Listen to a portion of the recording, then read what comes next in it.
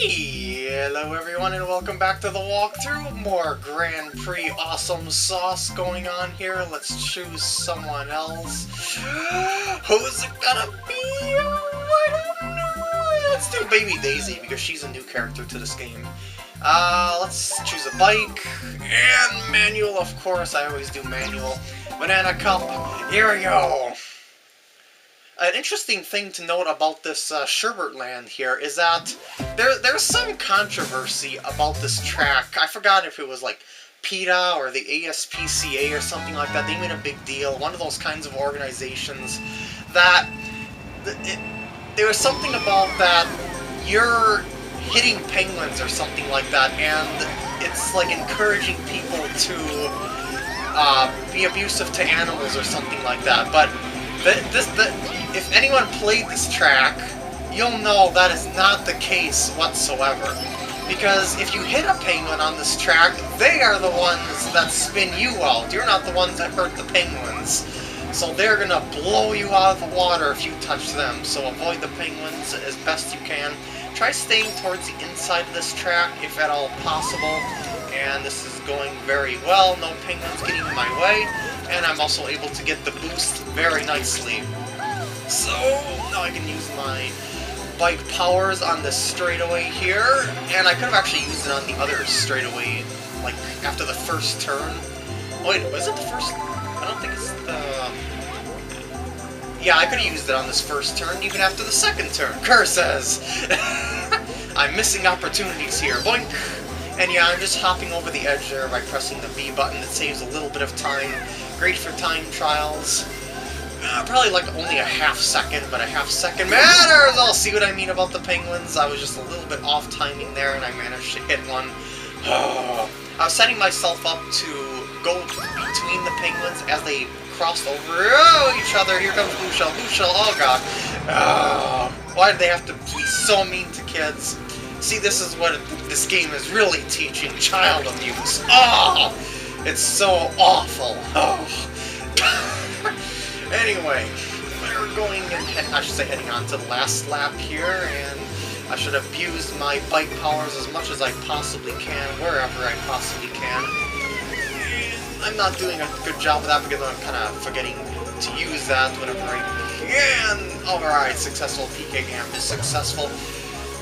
And we're leading up to the Cave of Doom here, and I gotta say, this is a pretty nice track in general, really. I mean, it's got the reflecting ice, it's got nice scenery, penguins roaming around, they add a little bit of randomness to the track.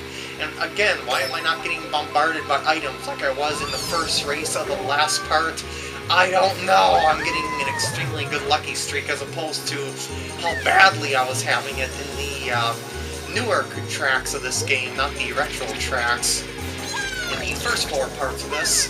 But that's just how Mario Kart goes. Look at that. Clean sweep. No problem whatsoever. Woohoo!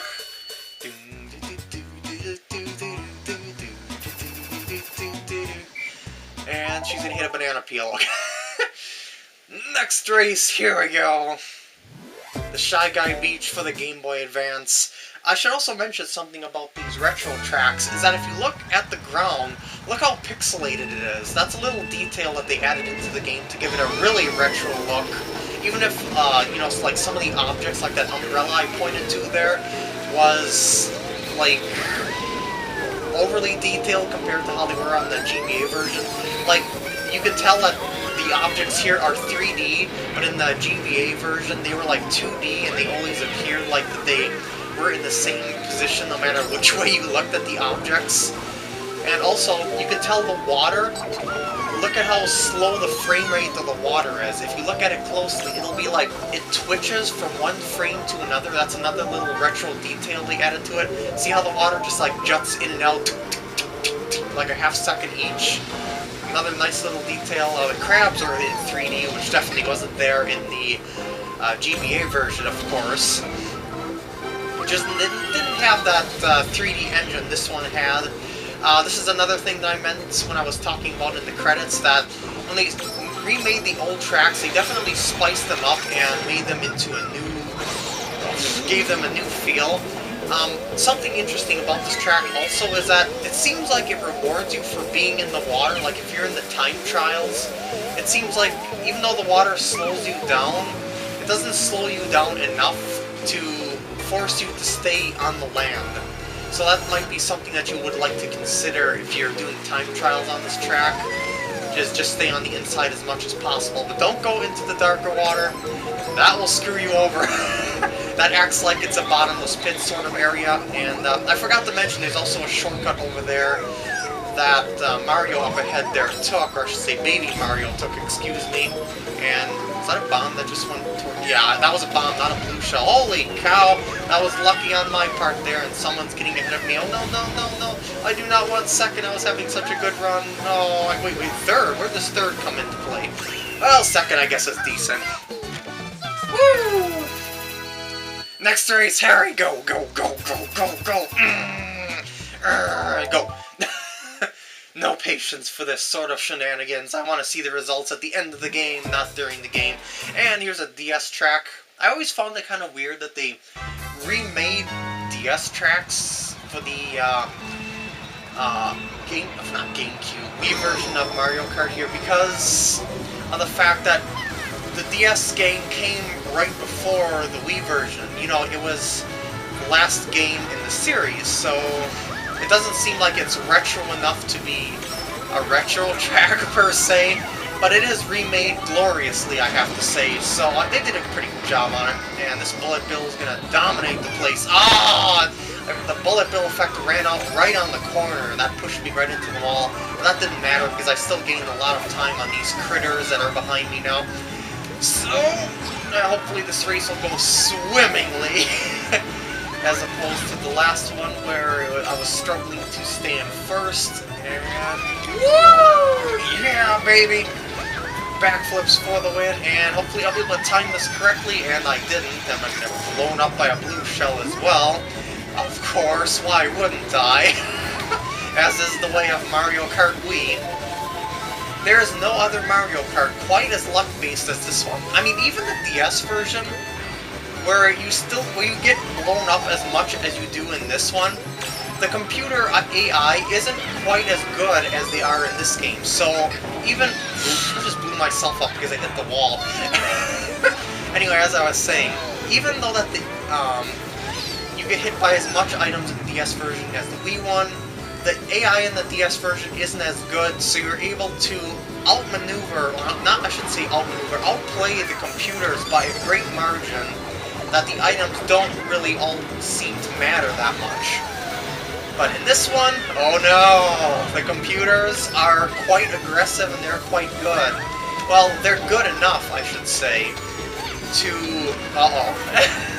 to keep... Oh, there we go, I did it successfully that time. Whenever you see that blue ring, that means you did it successfully. You'll still lose your items, but what can you do?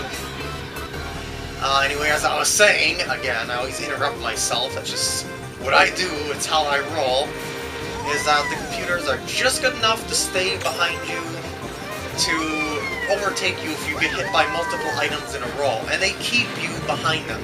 Well, most of the time. Yay, indeed, baby Peach! Oh god, no! Why?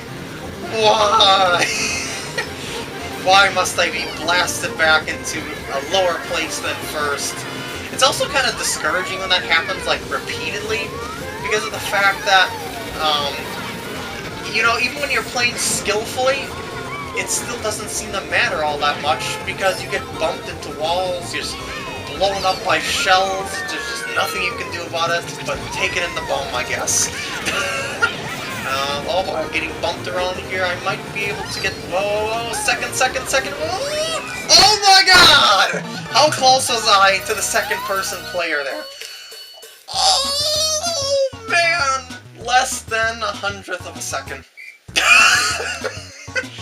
That was quite the overtaking race there, and I have to say I got really lucky there. It's lucky of me to remember, too, that I had, you know, the bike power to boost me forward near the end there. I don't think I would have overtaken second place Duder there, Funky Kong, if I wouldn't have. Whew. Anyway, Waluigi, one of the a very loved tracks, I should say, from the GameCube game. I was going to say one of the best tracks, but not just one of the best, one of the most loved tracks. It's because it's a dirt bike race, and needless to say, with the new bikes in this Mario Kart game, which don't really make much sense, you know, in the context of karts and all, but anyway, they do fit in this game anyway. It really fits this game because the original track was a dirt bike track, but you only used karts. But in this game, you've got the option to use bikes as well. So, I mistimed it. I just keep getting bombarded by things. But yeah, as I said, this is really fitting. You got your dirt bikes on a dirt bike track. Karts did look out of place, but at the same time, you know, even when you could only play this track with karts in the GameCube version, it still fit. I mean, Mario Kart tracks are crazy, let's just face it. So anything that seems out of place fits greatly into the Mario Kart universe, and I did that jump terribly. And woo! Go baby Peach! Go baby Peach! Go baby Daisy, go! I believe in you! Ride that bike like no baby has ridden the bike before. Oh, that is terrible. No, I refuse to go into last place once again. Well, that wouldn't be last place, it would be third place, but still. Whatever, it seems like when you get hit by something in Mario Kart games, like from Double Dash onward, it seems like it's a team-up effort by the computers to hit you multiple times. Like, it'll be Pow Block, green shell, red shell, blue shell, all in a row, and it just messes you up.